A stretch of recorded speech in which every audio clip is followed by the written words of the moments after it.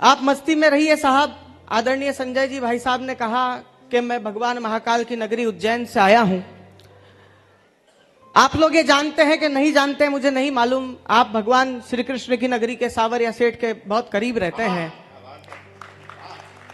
पहले बात तो सुनो, पहले क्यों ताली बजा रहे हो? तो मैं जब वहां से चला था, आपको एक बात की जानकारी हो या ना हो तो मैं देता हूं। हमारे उज्जैन भगवान श्री कृष्ण की शिक्षा स्थली होती है। जब मैं वहां से चला था तो महाकाल के दर्शन किए थे और महाकाल के सामने हाथ जोड़कर कहा था, यस्याग्रे धृत दात दाट ममलम टंट टंटम टटंटम तैलम तैलम तु तैलम खुकु कुकुकुमम खंक खं खं खखम खम डंसम डंसम डुडंसम दुहि दुहि चस्कितम भूपकम भूयनालम ध्यायस्ते विप्रगाहे सवसितः पात वह चंद्रचूड़ः। मैंने कहा सावरिया सेठ, कृष्ण के दरबार में जा रहा हूं, आपकी तरफ से कोई संदेशा हो महादेव तो बता दीजिए। महादेव ने जो कहा वैसा कैसा आपको सुना रहा हूं। महादेव ने कहा कि जाकर कह देना, आकाश पतितम तोयम यथा गच्छति सागरात सर्वदेव नमस्कारो केशव प्रतिगच्छति केशव क्लेशनाशाय दुखनाशाय माधव श्री हरि पापनाशाय गोविंदाय मोक्षदायक। और इसके बाद भी कपासन के सूमड़े लोग ताली नहीं बजाए।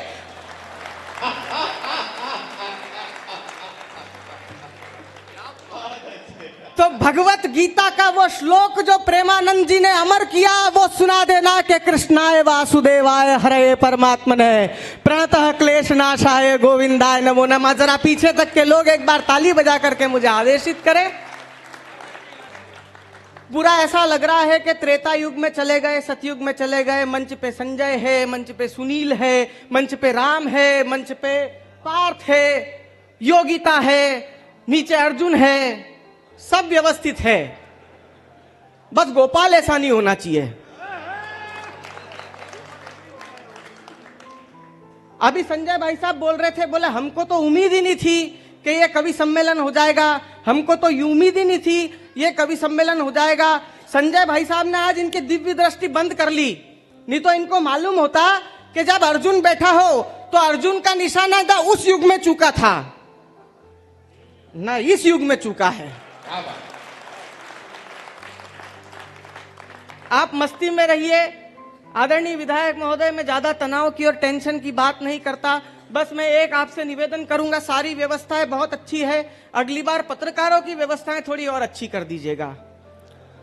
ये बैठे हैं इतनी देर से तो मुझे ऐसा लग रहा है किसी लड़के की शादी में फूफा लोग बैठे हैं जो नेक का हिसाब लिख रहे हैं।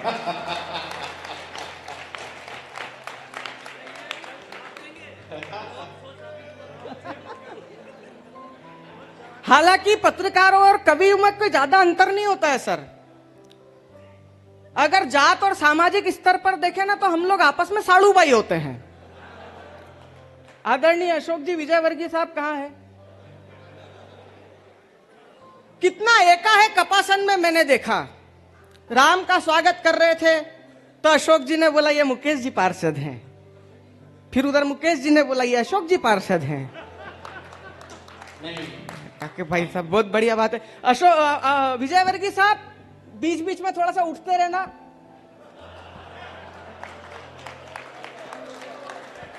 सोफे को चेन आएगा। ऐसा है हिमांशु, पार्षदों को कुछ मत कहो, क्योंकि ये पार्षद तुम्हें पता नहीं है, कभी भगवान विष्णु के पार्षद हुआ करते थे। ऋषि दुर्वासा के श्राप के कारण ये नगर पालिका के पार्षद हैं।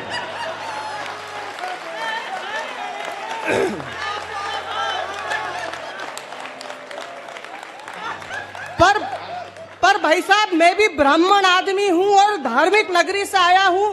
मैं तो अनर्थ में अर्थ ढूंढ लेता हूं। ऋषि दुर्वासा ने जो विष्णु जी के पार्षदों को श्राप दिया था वो वरदान साबित हो गया है, क्योंकि नगर निगम के पार्षद विष्णु जी के पार्षद से ज्यादा सुखी और समृद्ध है। और मैं एक बात आपको आदरणीय अशोक जी भाई साहब विशेष बता देना चाहता हूं कि हमारे उज्जैन में एक बहुत पुरानी पार्टी के सांसद हुए थे, प्रेमचंद जी गुड्डू। आपकी शक्ल उनसे मिलती है। बस आप अगर उनके जैसे काम नहीं करोगे तो आप मंत्री बन सकते हो, क्योंकि बहुत अच्छी पार्टी में आप हो। एक बार ताली वाली बजा दीजिए। बहुत मस्ती में, इतनी बजानी हो तो रहने ही दो। और हाँ, ज्यादा बजाओ मत, जैसा अभी संजय भाई साहब ने बोला, बोले ज्यादा बजाओगे तो घर्षण होगा। घर्षण होगा तो घर्षण में हीट उत्पन्न होती है, ऊष्मा होती है। और आपके तो शहर के नाम में ही कपास लगा हुआ है। क्या बात, वाह वाह। आप मस्ती में रहिए सर, मैं कोई टेंशन की बात नहीं करता हूं। हालांकि देश में कोई टेंशन नहीं है और मैं किसी चीज का टेंशन नहीं लेता हूं। वीर रस के कवि अपूर्व भाई मेरे से बोलते हैं, बोले तुम लोगों को लफाजिया करने का बोल दो। वो पाकिस्तान बोलता था कश्मीर ले लेंगे, कश्मीर ले लेंगे, तुमने उसको तो कुछ बोला नहीं। मैंने कहा यार क्यों बोलूं मैं? बोलो कश्मीर ले लेगा। मैंने कहा नहीं ले सकता।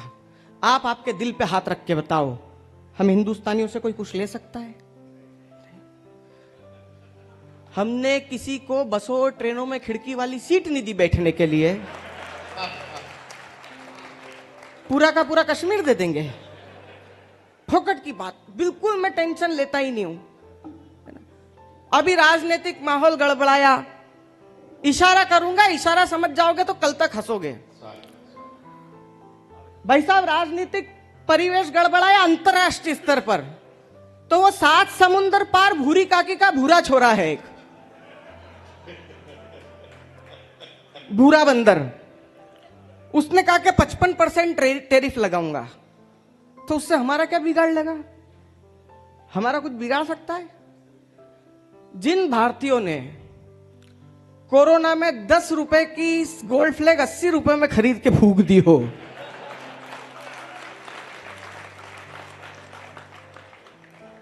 उसका 55% टैरिफ क्या बिगाड़ेगा? ज्यादा टेंशन लेना ही नहीं, किसी भी चीज का ज्यादा टेंशन नहीं लेना। ये योगिता दीदी को यहां बैठे बैठे टेंशन हो गया। आदरणीय हमारे मेला अध्यक्ष और कमेटी की आदरणीय महिलाओं ने इनके 1 दुपट्टा, 2 दुपट्टा, 3 दुपट्टा और 4 दुपट्टा यूं करा। बोले हिमांशु इतने सारे दुपट्टों का क्या करूंगी? मैंने कहा सेम रंग की मिलती जुलती साड़ी में फाल लगा लेना।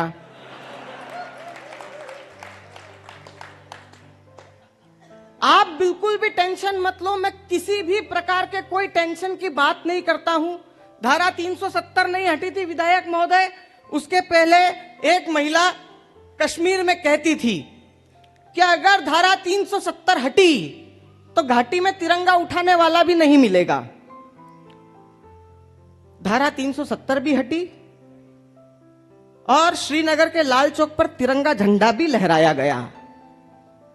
ताली बजाने वाली बात यह नहीं है, ताली बजाने वाली बात तीसरी है कि इन दोनों घटना के बाद में वही महिला जो कहती थी तिरंगा उठाने वाला नहीं बचेगा, वो कश्मीर के एक शिवालय में भगवान भोलेनाथ का जलाभिषेक कर रही थी। अब आप सुनो कि वो क्यों कर रही थी। वो इसलिए कर रही थी क्योंकि ये महिलाएं ज्यादा जल्दी रिलेट करेगी। वो इसलिए कर रही थी क्योंकि उसने भी पंडित प्रदीप मिश्रा सीहोर वालों को ध्यान से सुन लिया।